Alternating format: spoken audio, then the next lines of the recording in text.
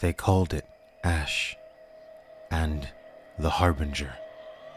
It had come to Earth on a trading ship immediately before the war and told everyone that a colossal alien entity was about to reshape the planet. The Castigar crew that had brought it were as ignorant to its meaning as the humans of Earth. What would happen later would be as much a harsh revelation to the Castigar as to humans.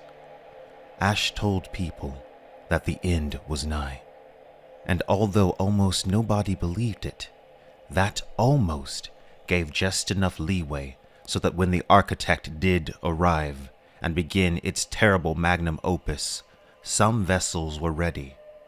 They took on passengers and headed out for Earth's colonies. The Harbinger's warning saved millions, even if billions more were lost. The Final Architecture is a space opera by British author Adrian Tchaikovsky. It is made up of 3 books. Tchaikovsky, in my opinion, is one of the standout science fiction authors of modern times. His book, Children of Time, is one of the best books I have ever read, sci-fi or otherwise. I think that says a lot.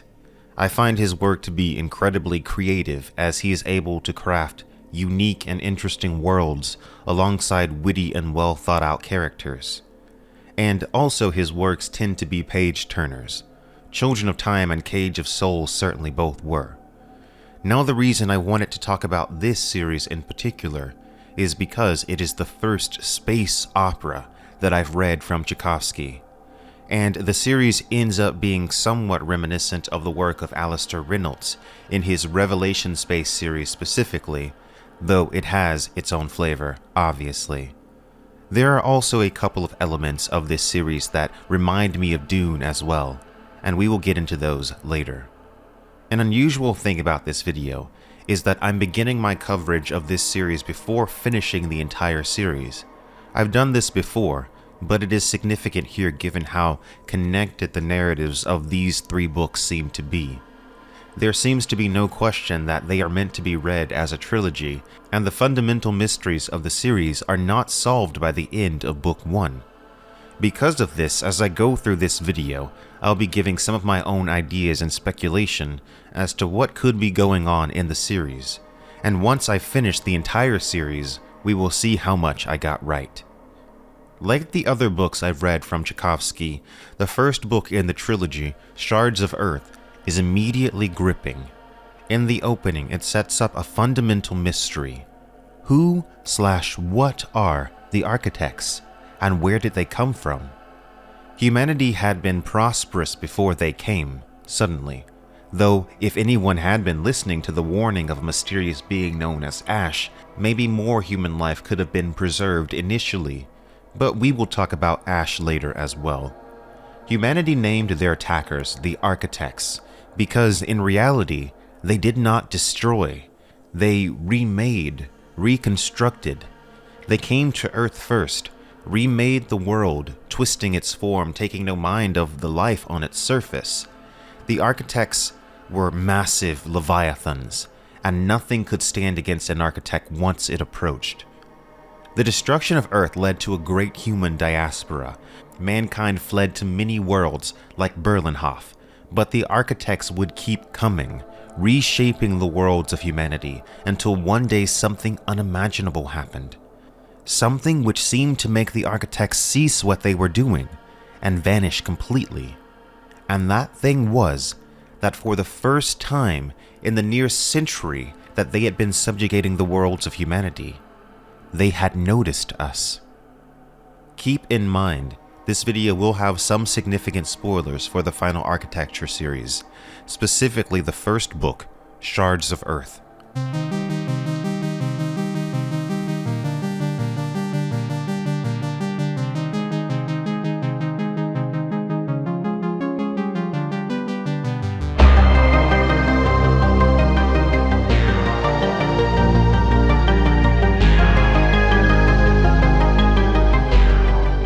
Hi guys, it's Quinn here.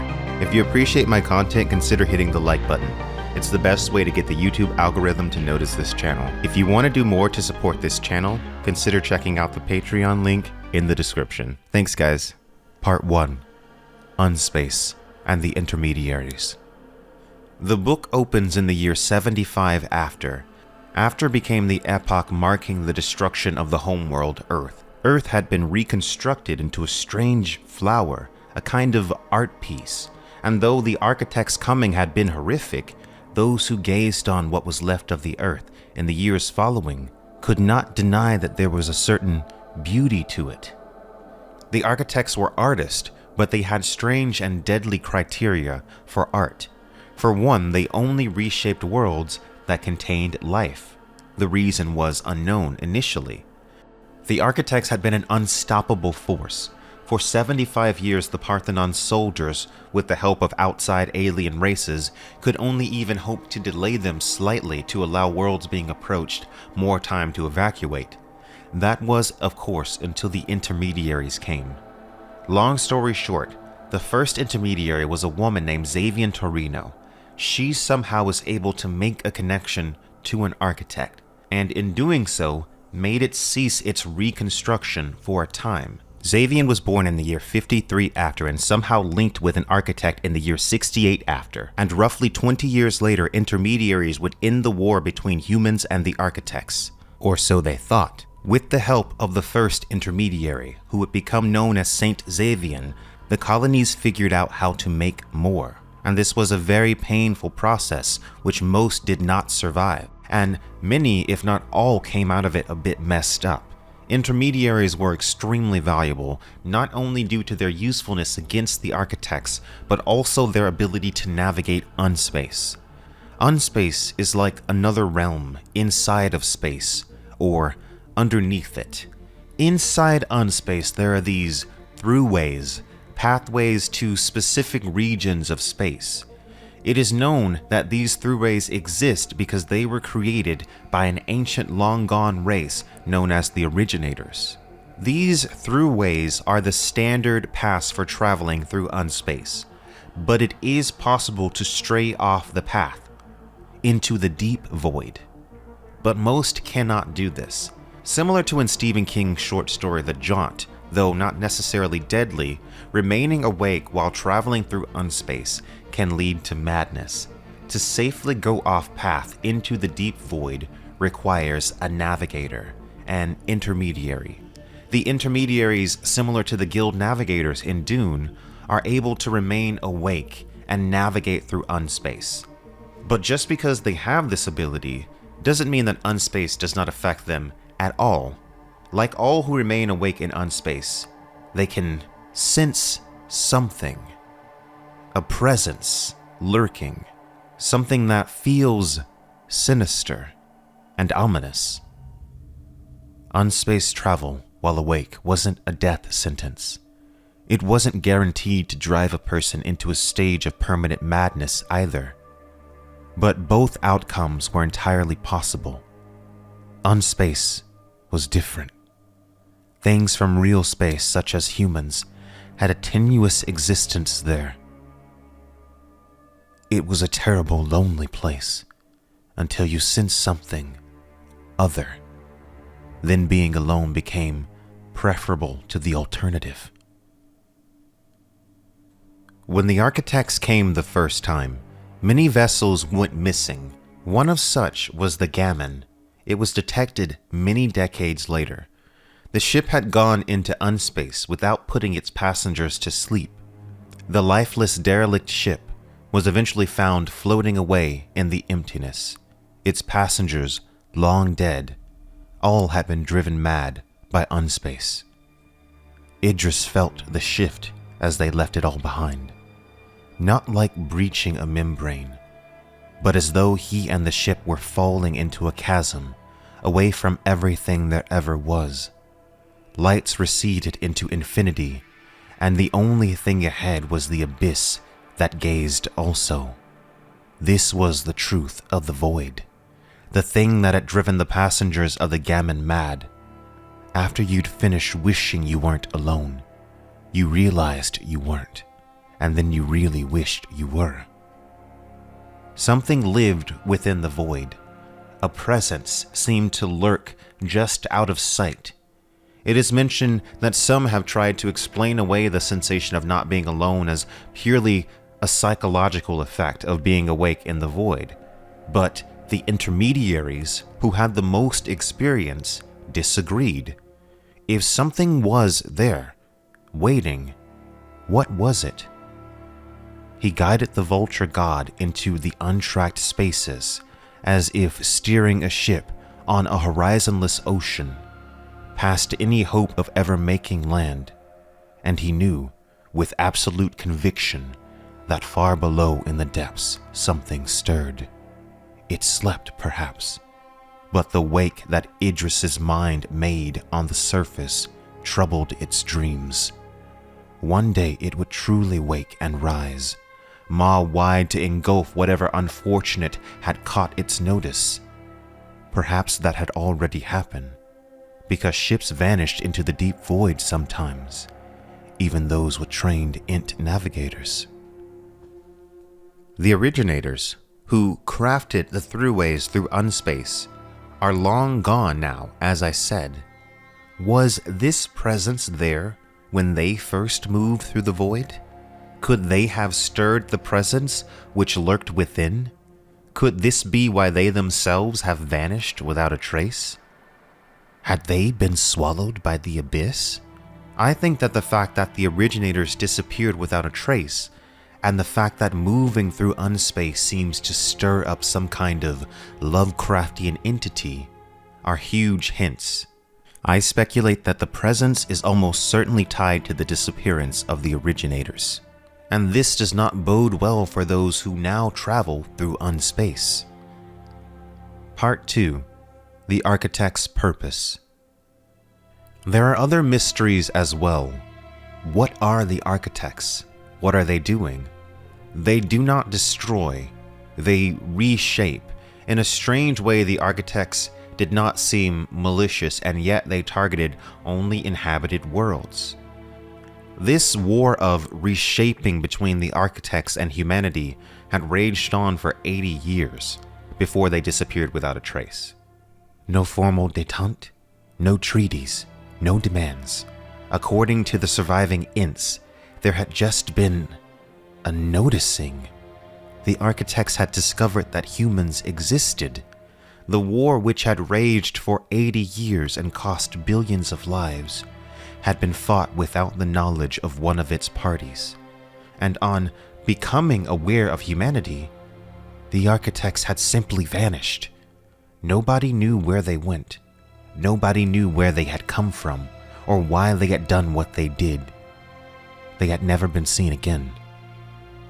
At the end of the book, it is revealed that the architects are in fact being controlled by something else.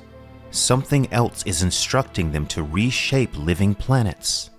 The twist is, these unstoppable, moon-sized, almost godlike architects were in fact slaves. At the end of the book, Idris manages to connect with an architect, which has appeared over Berlinhof, the capital of Hue, which is the governing body of the colonies. It became aware of him, not as it was aware of the ships, as burrs and abrasive parts of the universe outside, that must be sanded down for it to pass smoothly by and achieve its purpose, but as him, Idris Telemir, the thinking individual, the intermediary. Why? Stop, please. He tried to picture all the people on Berlinhof, failed almost immediately, but something got through. He perceived something in response, but not thoughts, not feelings. These were vast, shunting blocks of intent and desire that had to be crammed into a funnel, crushed down meaninglessly small in order to be apprehended by a human consciousness. We do not hate you. We do not want to kill you. Idris is shown the truth, and his fragile human mind eventually comes to an understanding. Many images flash before his mind as the architect chose from the memories he knew to help him grasp what was really happening. They were images of servitude and slavery, visions from the darkest parts of humanity's history, when men fought for freedom from enslavement from other men. The architect itself was a slave, and if it failed its mission, it would suffer the wrath of its own master. some kind of punishment. Of the two of them there, one must face failure. The choices were between Idris punishing himself or the architect meeting the wrath of who? What possible power could compel them? But there was something there. That was what he had learned. There was an intent behind the architects, a purpose that was not native to them, a hand that brandished the whip. Please. And it left, the whole immensity of it falling away into unspace from the real. It abandoned the Berlinhof system, leaving a scattering of ships and filigree debris spinning in its wake. It seemed that at the end, after connecting with Idris, the architect chooses to accept whatever punishment awaits it from its master instead of continuing to harm humanity. It leaves us with the question, however, what could be powerful enough to control the architects, and what is their purpose? In a way, this is somewhat reminiscent of what Orson Scott does in Ender's Game. He's playing with the idea of misunderstandings or failures of communication between species. I also like the fact that the architects can be seen as these monstrous godlike horrors, and yet there is something greater and more horrible behind them. The architects themselves are not as they seem. In Star Trek, there is a trope where they will encounter an alien life form that seems to harm them or the ship in some way. The Enterprise is a very powerful vessel and the people on it are very competent, so usually it would be pretty easy for them to deal with this life form and kill it to save the ship or the endangered crew. But typically the point of these types of episodes is when something is harming you or those you love, the initial human impulse is to destroy that thing. But in Star Trek, humanity has moved into a place where it's become a lot more thoughtful. So typically what we see is that the crew will make some attempt at communication first, some attempt at understanding first, and most of the time when that is done, the problem can be fixed, because it's usually not a matter of maliciousness, but in fact a matter of misunderstanding.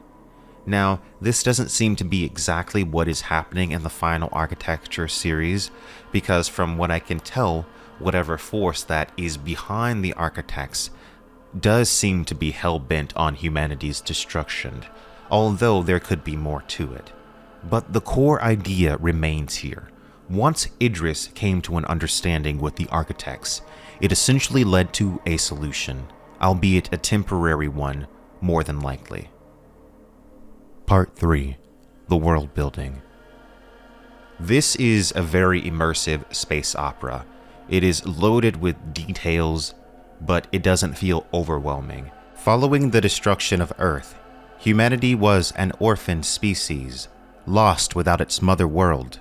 The entire species lived with a sense of paranoia that arose from the collective realization of their own helplessness in a vast and unexplainable universe. It had a drastic effect on the psyche of all mankind. During the Architect War, humans carried around with them at all times the knowledge that they were being hunted by something far more powerful than they were, that could come at any time.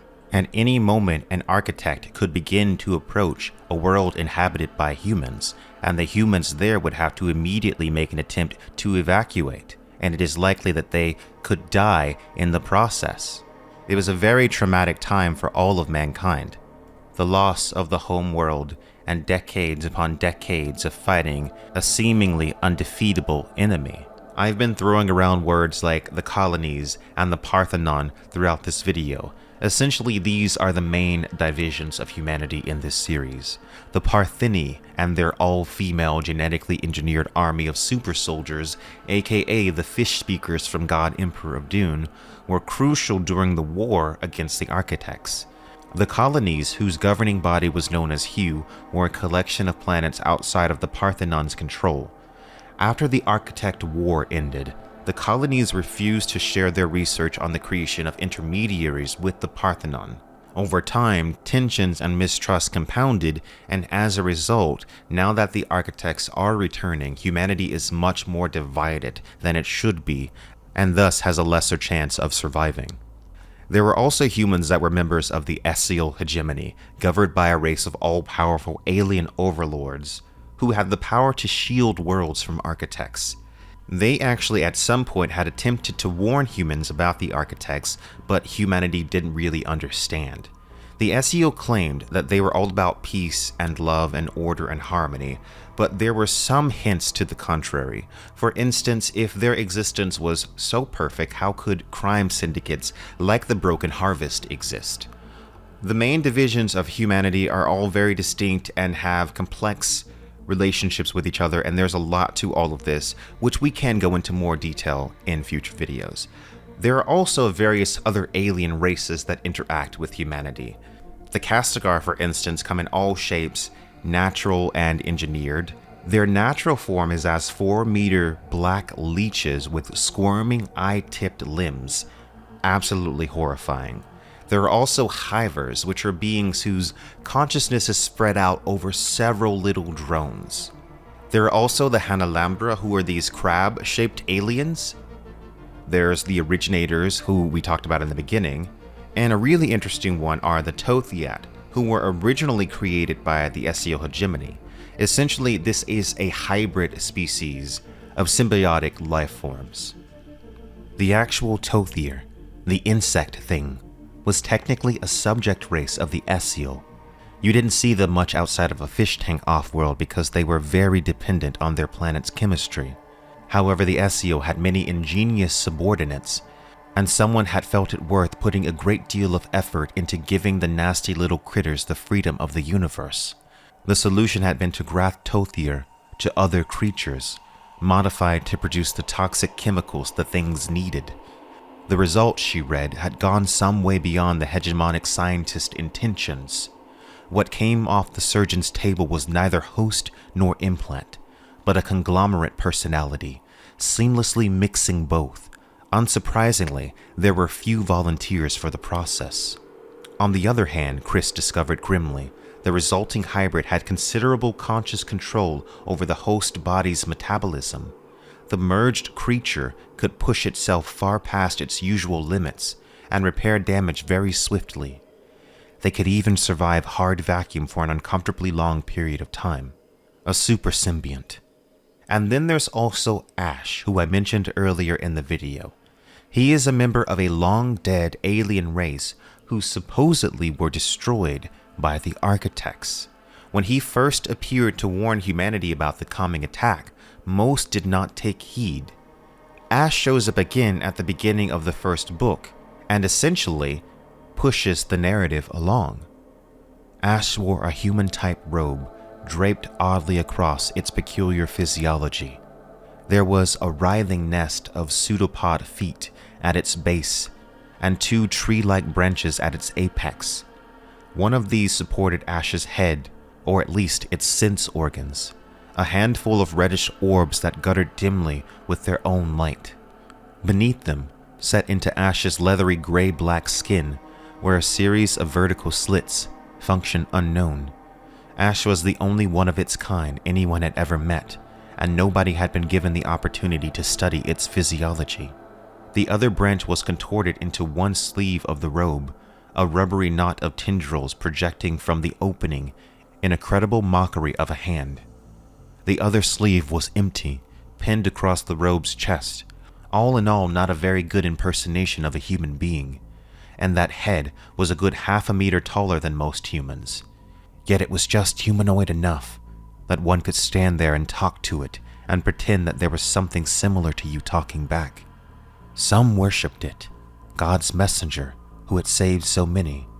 Others called it a devil, part of the architect's schemes. Not that anybody knew what those were. This is another opportunity for me to speculate. Some of the things that I wonder about Ash are, is he actually prophetic? He does seem to be the last surviving member of his own race, which would be a significant feat if true, though we have no actual evidence that this is the case. But if Ash did in fact have some kind of potentially prescient ability, this would explain this. And if this were the case, then my next question would be, is this prescience something that is standard to his species, or if it was something that was unique to him? Given that he is supposedly the only survivor of his species, it does seem likely that it would be unique to him. After all, if Ash was a member of a species that could regularly predict the future, or that had some standard method by which to predict the movements of the architects, then they wouldn't have been destroyed in the first place. I also wouldn't discount that Ash has some kind of Silver Surfer Galactus relationship with the architects or the force behind them. In some way, he acts potentially as the herald of the architects. He could have even been that for his own race. This is all speculation, as I said before. In general, I like to think that Ash is likely a positive figure, though it is likely that he is not giving over all that he knows. And I'll hopefully find out in the next 2 books. I already know that the final architecture is going to be an awesome series.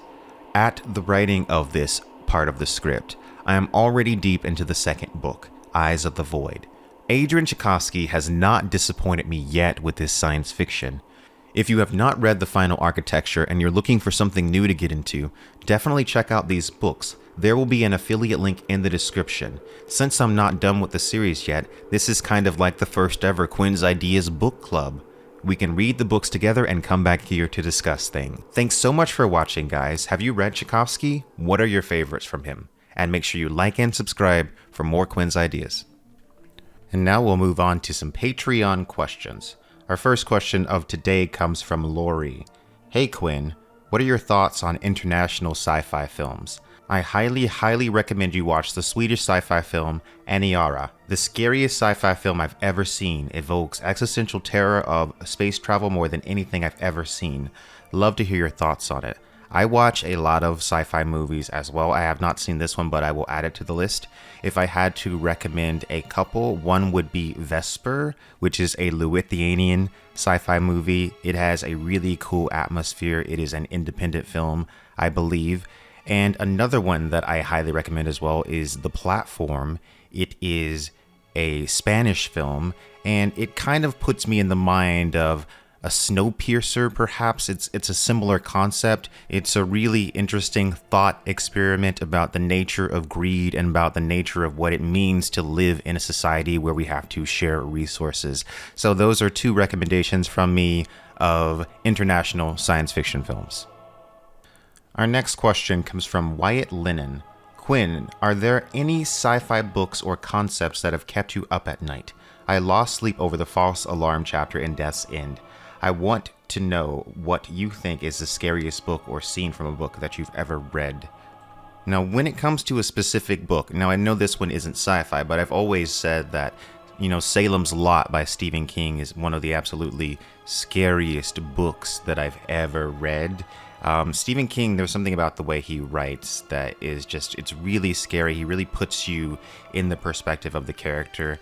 There's a scene where this kid enters a house, where this horrible thing happened, in the past. And there's something just so terrifying about that scene. And that sounds very simple, but the way it's written, it just knocks my socks off how scary it was for me reading it when I was younger and how scary it is still when I read Salem's Lot. But as far as like a science fiction concept, for me, it's usually less, one book and more of general concepts. Like I've always found the Lovecraft stuff to be particularly chilling. Specifically, the idea that, the age of the universe. He's always playing with that concept of how old is the universe really. It's so old that there have been giant civilizations of eldritch beings that have lived and fallen in that time, and it's so ancient, and it's the idea that we really don't know how old the universe is. And it also goes back to, I guess, like the Farmer hypothesis and three-body problem, or the Shooter hypothesis, which is the universe is so old and it could be going on for so long that what we are seeing in our tiny little window of human existence might not represent the actual nature of the universe. that maybe these are the laws of the universe now. This is what the universe looks like now from our perspective, but how can we be sure that this is what it has always looked like or what it always will look like? So that idea, I think, is pretty terrifying. And I think books like, the Shishinlu stuff and the Lovecraft stuff that kind of taps into that kind of stuff really freaks me out and makes me think a lot. It's always been true that the unknown equals fear for human brains. In fact, I've said before that I think that the real reason that a lot of us are afraid to die is because curiosity or the fact that I'm very curious as to, how the future of humanity will go, how things will be like in 500 years or 1,000 years. And the idea that I won't get to see that or I won't ever know that is somewhat disturbing to me. So I feel like for me, the biggest hurdle about dying is the fact that I'm very curious about what's going to happen. It's what makes it disturbing is the fact that I'm not going to know how things go for humankind. So I guess that's something that I think about that bounces around my head at night. Anyways, that's it for Patreon questions, guys. Thanks so much for watching. Make sure you like and subscribe for more Quinn's ideas.